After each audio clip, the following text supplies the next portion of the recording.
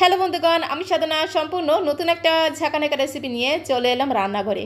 আজকে আমি তোমাদের সাথে শেয়ার করছি উচ্ছে বা করলার একটা দুর্দান্ত স্বাদের রেসিপি। এইভাবে যদি কাঁঠাল বীজ দিয়ে উচ্ছে বা করলা রান্না করা হয়, যারা উচ্ছে খেতে একদমই পছন্দ করে না তারাও দেখবে চেয়ে চেয়ে খাবে। একটা খেয়ে মন ভরবে না, বলবে আরও একটা দাও, খেতে এতটাই টেস্টি হয়। তো রেসিপিটি প্রথম থেকে শেষ পর্যন্ত দেখার অনুরোধ রইল। তো চলো দেখে নিয়ে যাক আজকের রেসিপি।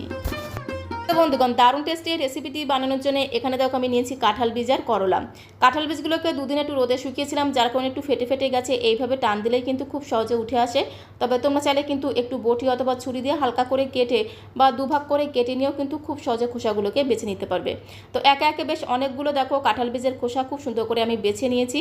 তো তারপরে কাঁঠাল বীজগুলোকে খুব সুন্দর করে একটু সেদ্ধ করে নিতে হবে। তার জন্য দেখো এখানে একটা প্রেশার কুকার নিয়েছি। প্রেশার কুকারের মধ্যে পরিমাণ মতো দিতে হবে জল। তারপরে সমস্ত বেছে রাখা কাঁঠাল বীজগুলোকে দিয়ে দিলাম। এবারে প্রেশার কুকারের ঢাকনাটা বন্ধ করে গ্যাসের ফ্লেমটা মিডিয়াম টু লোতে রেখে 4টে সিটি বা হুইসেল পড়তে দেবো। 4টে সিটি বা হুইসেল পড়ে গেলে স্ট্যান্ডিং টাইমে রেখে দিতে হবে, যতক্ষণ না প্রেশারটা অটোমেটিক্যালি রিলিজ হয়ে যায়। তো ওইদিকে কাঁঠাল বীজগুলো সেদ্ধ হতে থাক, ততক্ষণে এখানে দেখো আমি নিয়েছি মাত্র 5টা করলা। তো বন্ধুগণ, করলা বা উচ্ছের পরিমাণটা তোমরা আরও বাড়িয়েও নিতে পারো, তাতে কোনো সমস্যা নেই। প্রথমে করলাগুলোকে 3-4 বার খুব ভালো করে জল দিয়ে ধুয়ে নেব। তারপরে প্রত্যেকটা করলার দুই মাথা একদম ঝাঁকানাকা করে কেটে বাদ দিতে হবে, এতে করলাগুলো গ্রেট করে নিতে সুবিধা হবে। সমস্ত করলার দুই মাথাকে খুব সুন্দর করে দেখো কেটে নিয়েছি। তো এখন এই করলাগুলোকে গ্রেট করে নেব। তার জন্য লাগবে এরকম একটা বড় ছিদ্রওয়ালা গ্রেটার। যে গ্রেটারের ছিদ্রগুলো বেশ একটু বড় বড়, সেই বড় ছিদ্রওয়ালা গ্রেটার দিয়ে করলাগুলোকে গ্রেট করতে হবে। এতে করলাগুলো কিন্তু বেশ একটু বড় বড় হয়ে গ্রেট হবে, রেসিপিটা বানাতেও সুবিধা হবে, সাথে সাথে খেতেও কিন্তু দারুণ টেস্টি হবে। সমস্ত করলাগুলোকে একদম ঝাঁকানাকা করে মানে ঝটপট করে দেখো গ্রেট করে নিয়েছি। আর যেহেতু বড় ছিদ্রওয়ালা গ্রেটার দিয়ে গ্রেট করেছি, তাই দেখো করলাটা কিন্তু একেবারে মিহি হয়নি, বেশ একটু বড় বড় পিস হয়েছে, এতে খেতে কিন্তু দারুণ লাগবে। তো তারপরে করলাগুলোকে গ্রেট করে নেওয়ার পরে করলার মধ্যে যে বীজ বা দানাগুলো আছে সেগুলোকে বেছে বাদ দিতে হবে। যারা করলার দানা বা বীজ খেতে পছন্দ করো তারা রেখেও দিতে পারো, তাতে কোনো সমস্যা নেই। তো আমি সমস্ত বীজ বা দানাগুলোকে খুব সুন্দর করে বেছে বেছে ফেলে দেবো। তো করলার মধ্যে থেকে সমস্ত বীজগুলোকে খুব সুন্দর করে বেছে নিয়েছি। আর এখানে আমি নিয়েছি 6 থেকে 7 কোয়ার মতো রসুন। রসুনের খোসাটাকে খুব সুন্দর করে বেছে নিয়েছি। তার সাথে নিয়েছি আমি 2টো মিডিয়াম সাইজের পেঁয়াজ। পেঁয়াজের খোসাগুলোকে খুব সুন্দর করে বেছে জল দিয়ে ধুয়ে নিয়েছিলাম। তো এখন এই পেঁয়াজ আর রসুনগুলোকে একদম ঝিরিমিরি করে কুচি করে নেব, যাকে বলে ফাইন চপ করে কুচি করে নেব। তো বন্ধুগণ, এই উচ্ছে বা করলা তেতো হওয়ার কারণে কিন্তু অনেকেই খেতে পছন্দ করে না, বিশেষ করে বাচ্চারা তো একদমই পছন্দ করে না। বাট এইভাবে যদি কাঁঠাল বীজ দিয়ে রান্না করে দেওয়া হয়, তারাও দেখবে চেয়ে চেয়ে খাবে। একটা খাওয়ার পরে বলবে বাহ খেতে দারুণ, তো আরও একটা দাও, খেতে এতটাই টেস্টি হয়। কারণ কাঁঠাল বীজ যেহেতু একটু মিষ্টি মিষ্টি খেতে হয়, করলার তেতো ভাবটা একেবারে কমে যায় আর খেতেও কিন্তু দারুণ টেস্টি হয়। যার কারণে বাড়ির ছোটো থেকে বড় সবাই দেখবে একদম চেয়ে চেয়ে খাবে। একটা খাওয়ার পরে বলবে আরও একটা দাও। একটু বেশি বেশি করে বানাবে, না হলে আবার শেষে নিজেই ভাগে পাবে না, খেতে এতটাই টেস্টি হয়। তোমাদের আমি গ্যারান্টি দিয়ে বলতে পারি, এইভাবে একবার তোমরা করলা রান্না করলে বারবার বানিয়ে খাবে। এদিকে দেখো আমি 3টে কাঁচা লঙ্কা নিয়েছি। কাঁচা লঙ্কাগুলোকে একদম ঝিরিমিরি করে কুচি করে নেব। পেঁয়াজ রসুন কাঁচা লঙ্কাগুলোকে ঠিক এইভাবে একদম ঝিরিমিরি করে কুচি করে নিতে হবে, যাকে বলে ফাইন চপ করে কুচি করে নিতে হবে। তো এখন আমি রান্নাটা করে নেব। তার জন্য দেখো সরাসরি চলে আসলাম কড়াইয়ের কাছে। গ্যাসের ফ্লেমটা অন করে দিয়ে একটা কড়াই বসিয়ে দিয়েছি। কড়াইটা একটু গরম হয়ে গেলে জাস্ট 2 চামচের মতো দিয়ে দিলাম রিফাইন্ড অয়েল মানে সাদা তেল। তেলটা একটু গরম হয়ে গেলে 1/2 চামচ দিয়ে দিলাম গোটা জিরে ফোড়ন, তার সাথে দিয়ে দেবো পেঁয়াজ কুচি। এখানে আমি 2টো মিডিয়াম সাইজের পেঁয়াজকে একদম ঝিরিমিরি করে কুচি করে দিয়ে দিলাম। পেঁয়াজের পরিমাণটা একটু বেশি করে দিতে হবে, কারণ পেঁয়াজ যেহেতু একটু মিষ্টি মিষ্টি খেতে হয়, পেঁয়াজের পরিমাণটা একটু বেশি করে দিলে করলার তেতো ভাবটাও কিন্তু অনেকটাই কমে যায়। তার সাথে দিয়ে দিলাম রসুন কুচি, সাথে দিয়ে দিলাম কাঁচা লঙ্কা কুচি। এবারে গ্যাসের ফ্লেমটা মিডিয়াম করে দিয়ে খুব ভালো করে ঘোটানাটা করে পেঁয়াজ রসুন কাঁচা লঙ্কাগুলোকে একটু হালকা লালচে করে ভাজতে হবে। যতক্ষণ না পেঁয়াজ রসুনের কাঁচা গন্ধটা চলে গিয়ে খুব সুন্দর একটা ভাজা গ্রান বেরিয়ে আসে, ততক্ষণ অবধি খুব ভালো করে নেড়েচেড়ে একটু ভেজে নিতে হবে। খুব বেশি যে লাল লাল করে ভাজতে হবে সেরকম কোনো ব্যাপার না, এরকম করে একটু হালকা লালচে করে ভাজতে হবে। তো দেখো পেঁয়াজ রসুনগুলোকে হালকা লালচে করে ভেজে নিয়েছি, খুব সুন্দর একটা ভাজা গ্রান বেরিয়ে এসেছে। তো তখন আমি এর মধ্যে আগে থেকে গ্রেট করা করলাগুলোকে দিয়ে দেবো। 5টা করলাকে খুব সুন্দর করে গ্রেট করে রেখেছিলাম। করলাগুলোকে দেওয়া হয়ে গেলে এর মধ্যে আমি দিয়ে দেবো স্বাদ মতো লবণ, পরিমাণ মতো দিয়ে দেবো হলুদের গুঁড়ো। তার সাথে এর মধ্যে আমি দিয়ে দেবো একটু কাশ্মীরি লাল লঙ্কার গুঁড়ো, এতে কালারটা খুব সুন্দর হবে। তার জন্য একদমই সামান্য পরিমাণে একটু কাশ্মীরি লাল লঙ্কার গুঁড়ো দিয়ে দিলাম। তার সাথে একদমই সামান্য পরিমাণে দিয়ে দিলাম একটু জিরের গুঁড়ো। একটুখানি জিরে গুঁড়ো ধনে গুঁড়ো দিলে করলার যে একটা গন্ধ, সেই গন্ধটা কিন্তু একেবারেই চলে যায়। তো তার জন্য সামান্য পরিমাণে একটু জিরের গুঁড়ো ধনে গুঁড়ো কিন্তু অবশ্যই দিতে হবে, এতে করলার উগ্র গন্ধটা চলে যাবে, করলাটা খেতে কিন্তু দারুণ লাগবে। সমস্ত মশলাগুলো দিয়ে করলার সাথে খুব ভালো করে মিশিয়ে নিতে হবে। খুব সুন্দর করে দেখো সমস্ত মশলাগুলো করলার সাথে মিশিয়ে নিলাম। তো এখন একটু ধামাচাপা দিয়ে রাখতে হবে, মানে ঢাকনাটা বন্ধ করে গ্যাসের ফ্লেমটা মিডিয়াম টু লো করে দিয়ে প্রায় 4 থেকে 5 মিনিট সময় ধরে ঢাকা দিয়ে দিয়ে রান্না করে নিতে হবে। 4-5 মিনিট সময় ধরে ঢাকা দিয়ে রান্না করে নিয়েছি। এতে করলাটা খুব সুন্দরভাবে সেদ্ধ হয়ে গেছে। সাথে সাথে করলার যে কাঁচা গন্ধ, সেই কাঁচা গন্ধটাও চলে যায়, খেতে কিন্তু দারুণ লাগে। তো ঢাকাটা তুলে খুব ভালো করে মিশিয়ে নেব। এই সময় কিন্তু আর ঢাকা দেবো না।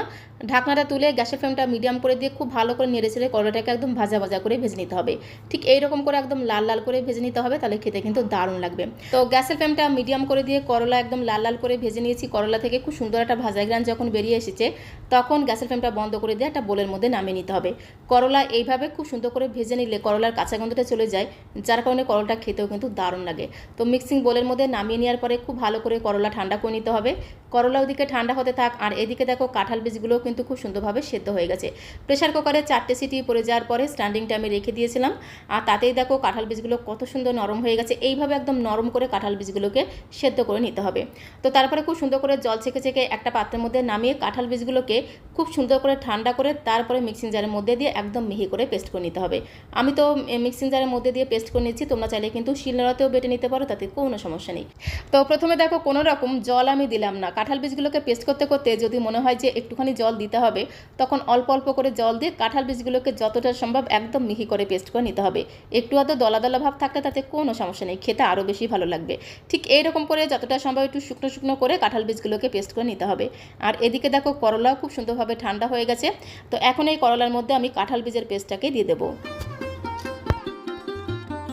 তো সবটুকু কাঁঠাল বীজের পেস্টে দেখো খুব সুন্দর করে করলার মধ্যে দিয়ে দিলাম। তো তারপরে এর মধ্যে আমি বেশ কিছুটা দিয়ে দিলাম ফ্রেশ ধনেপাতা কুচি। তার সাথে এর মধ্যে যেটা দিতে হবে সেটা হচ্ছে সাদা তিল। আমি 2 চামচ ভর্তি করে দিয়ে দিলাম সাদা তিল। সাদা তিলগুলো খুব সুন্দরভাবে মুচমুচে হয়ে ভাজা হয়ে যাবে। খাওয়ার সময় দাঁতের নিচে পড়বে, তখন কিন্তু সবাই করলার কথা ভুলেই যাবে। তো তারপরে এর মধ্যে আমি 3 চামচ ভর্তি করে দিয়ে দেবো বেসন। একটু বেসন কিন্তু অবশ্যই দিতে হবে। বেসন দিলে খুব সুন্দর একটা বাইন্ডিং তৈরি হবে, যার কারণে বড়া বা পকোড়াগুলো ভাজার সময় একটু ফেটেও যাবে না, ভেঙেও যাবে না। তো বেসনটা কিন্তু অবশ্যই দিতে হবে। তার সাথে এর মধ্যে আমি 2 চামচ ভর্তি করে দিয়ে দিলাম কর্নফ্লাওয়ার। একটুখানি কর্নফ্লাওয়ার দিলে উপরটা বেশ একটু মুচমুচে হবে, আর ভেতরে সফট থাকবে, খেতে কিন্তু দারুণ লাগবে। তার সাথে জাস্ট 2 চিমটি মতো দিয়ে দিলাম চিনি। চিনিটা কিন্তু সম্পূর্ণ অপশনাল, তোমরা চাইলে দিতে পারো আবার নাও দিতে পারো, তাতে কোনো সমস্যা নেই। কাঁঠাল বীজ এমনিতেই কিন্তু মিষ্টি মিষ্টি খেতে হয়, তাই চিনির পরিমাণটা কিন্তু একদমই অল্প করে দিতে হবে। জাস্ট 1 থেকে 2 চিমটি মতো চিনি দিলেই কিন্তু যথেষ্ট। সমস্ত কিছুকে একসাথে খুব সুন্দর করে একদম ঝাঁকানাকা করে মেখে নিতে হবে। ঠিক এইরকম একটা মিশ্রণ আমাদের তৈরি করে নিতে হবে। আর এর মধ্যে যেহেতু কাঁঠাল বীজ পেস্ট করে দেওয়া আছে, মিশ্রণটা কিন্তু একেবারে আঠালো তৈরি হবে, হাতের মধ্যে লেগে যাবে, এই মিক্সিং বোলের মধ্যে লেগে যাবে। তো খুব ভালো করে মেখে নেওয়ার পরে হাতটাকে খুব ভালো করে জল দিয়ে ধুয়ে মুছে নিতে হবে। তো তারপরে হাতের মধ্যে একটু সাদা তেল লাগিয়ে নেওয়ার পরে এরকম করে ছোটো ছোটো করে বড়ার আকারে বা পকোড়ার আকারে শেপ তৈরি করে নিতে হবে। খুব বেশি কিন্তু মোটা করব না, খুব বেশি পাতলা করব না, এইভাবে আমি শেপগুলো তৈরি করে নেব। তো তারপরে আমি পকোড়াগুলোকে ভেজে নেব। তার জন্য দেখো সরাসরি চলে আসলাম কড়াইয়ের কাছে। গ্যাসের ফ্লেমটা অন করে দিয়ে একটা কড়াই বসিয়ে দিচ্ছি। কড়াইয়ের মধ্যে আমি বেশ কিছুটা দিয়ে দিলাম সাদা তেল। করলার এই পকোড়াগুলোকে আমি খুব বেশি ডুবো তেলে ভাজবো না, শ্যালো ফ্রাই করে ভাজবো, তাহলে খেতে কিন্তু দারুণ লাগবে। তাই তেলের পরিমাণটা একটু কম করে দিয়ে দিলাম। তেলটাকে দিয়ে খুব সুন্দর করে ঘোটানাটা করে কড়াইয়ের গায়ে ছড়িয়ে দিতে হবে। তেল আর কড়াই দুজনকেই খুব ভালো মতো গরম করে নিয়ে গ্যাসের ফ্লেমটা মিডিয়াম টু লো করে দেবো। তারপরে অল্প অল্প করে করলার মিশ্রণ হাতের মধ্যে নিয়ে এইভাবে ছোটো ছোটো করে চ্যাপটা চ্যাপটা করে পকোড়ার শেপ তৈরি করে গরম তেলের মধ্যে দিতে হবে। খুব বেশি কিন্তু বড় বড় করবো না, একটু ছোটো ছোটো করে তৈরি করবো, তাহলে ভেতর অবধি খুব সুন্দরভাবে ভাজা হয়ে যাবে। পকোড়াগুলো খেতে কিন্তু দারুণ লাগবে। একে একে বেশ কয়েকটা পকোড়া দেখো আমি গরম তেলের মধ্যে দিয়ে এইভাবে কড়াইটাকে ধরে একটু ঝাঁকানাকা করে ঘুরিয়ে দেবো। এতে গরম তেলটা পকোড়ার উপরেও খুব সুন্দরভাবে লেগে যাবে, উপরটা একটু ভাজা হয়ে যাবে। উল্টে পাল্টে ভাজার সময় কিন্তু পকোড়াগুলো আর এই কড়াইতে লেগেও যাবে না, ভেঙেও যাবে না। যখন একটা পিঠ একটু ভাজা হয়ে যাবে তখন উল্টে দিয়ে বাকি পিঠটাকে ভেজে নেব। তো গ্যাসের ফ্লেমটা মিডিয়াম টু লো করে দিয়ে এপিট ওপিট উল্টে পাল্টে একটু ধীরে ধীরে সময় নিয়ে পকোড়াগুলোকে ভাজতে হবে। তাহলে পকোড়ার ভেতর অবধি খুব সুন্দরভাবে ভাজা হয়ে যাবে, উপরটা বেশ একটু মুচমুচে হবে, খেতে কিন্তু দারুণ লাগবে। আর এর মধ্যে সাদা তিল দেওয়ার কারণে তিলগুলো বেশ একটু ভাজা ভাজা হয়ে যায়, দারুণ সুন্দর একটা ঘ্রাণ তৈরি হয়। খাওয়ার সময় তিলগুলো দাঁতের নিচে পড়ে, খেতে কিন্তু অসাধারণ টেস্টি হয়। তখন কিন্তু সবাই একদম করলার কথা ভুলেই যাবে। তো দেখো প্রথম ব্যাচের পকোড়াগুলোকে একদম লাল লাল করে ভেজে নিয়েছি। এইভাবে সবগুলো পকোড়া আমি ভেজে নেব।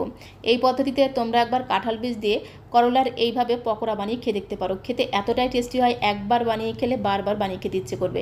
যারা করলা বা তেতো খেতে একদমই পছন্দ করে না, এইভাবে পকোড়া বানিয়ে দিলে তারাও দেখবে চেয়ে চেয়ে খাবে। একটাকে মন ভরবে না, বলবে আরও একটা দাও, খেতে এতটাই টেস্টি হয়। একটি পকোড়া তোমাদের ভেঙেও দেখিয়ে দিলাম। তো আজকের এই কাঁঠাল বীজ দিয়ে করলার দুর্দান্ত স্বাদের পকোড়ার রেসিপিটা তোমাদের কাছে কেমন লেগেছে অবশ্যই কমেন্ট বক্সে লিখে জানিও। ভালো লাগলে একটা লাইক আর শেয়ার করে দেওয়ার অনুরোধ রইল। নতুন বন্ধু হয়ে থাকলে চ্যানেলটিকে সাবস্ক্রাইব করে দিয়ে পাশে থাকার অনুরোধ রইল। সবাইকে অসংখ্য অসংখ্য ধন্যবাদ।